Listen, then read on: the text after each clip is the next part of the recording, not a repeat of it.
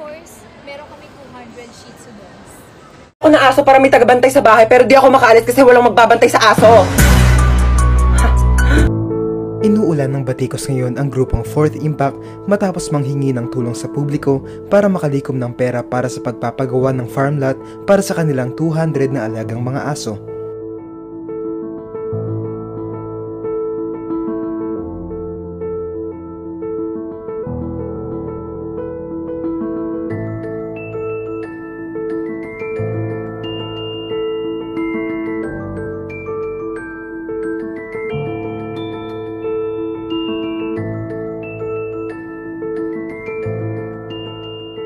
Hindi ito ikinatuwa ng publiko dahil ang paghingi ng tulong ay tila pagpasa umano ng responsibilidad sa iba na kung titignan ay maaari nang maitulong sa ibang mga asong nasa kalsada. Bukod pa rito, marami rin ang hindi natuwa sa backyard breeding at inbreeding na sa ibang mga aso ay maaaring magresulta sa komplikasyon o maraming mga sakit. Matatanda ang mula sa 5 nilang mga alagang Shih Tzu ay dumami ito ng dumami hanggang sa umabot na nga ng 200. Maraming mga netizens ang nagpahayag ng pagkadismaya sa nasabing girl group.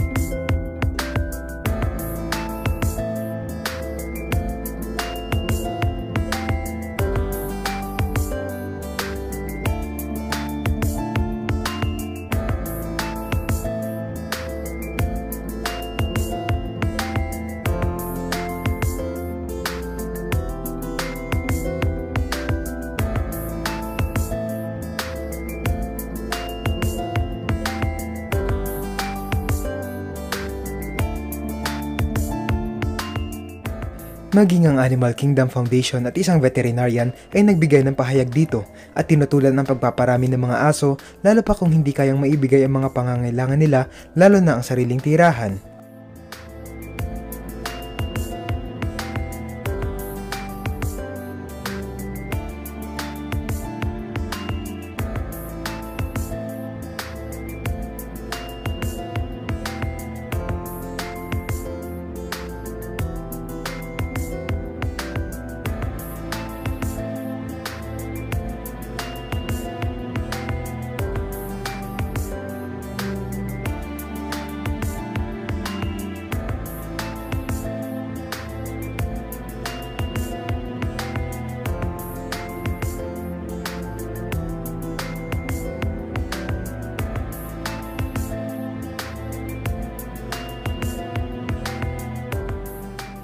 Ano ang masasabi nyo rito?